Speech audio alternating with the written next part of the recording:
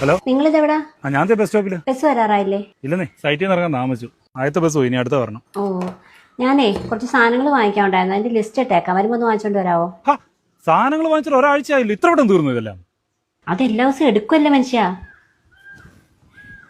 വാങ്ങാം. അതെ, ഒരു കാര്യം കൂടി. ഇനി തന്നെ? അതെ, നമ്മളന്ന് ഓൺലൈനിൽ ഒരു ചുരിദാർ കണ്ടില്ലായിരുന്നോ? നിങ്ങൾക്കും അത് ഒത്തിരി ഇഷ്ടപ്പെട്ടതല്ലേ? ഞാൻ അത് ഓർഡർ കൊടുത്തോട്ടെ? 1500 രൂപ ജീപേ ചെയ്യൂ. 1500?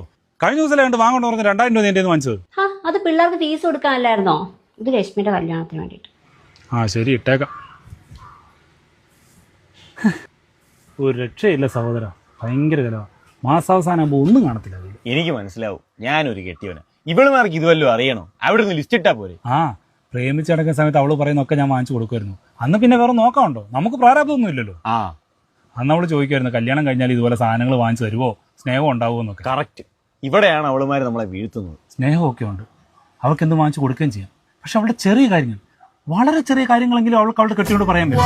അത് ഞാൻ ചെയ്യണമെന്ന് വെച്ചാൽ അതെ അതെ അതെ അത് ന്യായമല്ലേ സഹോദര?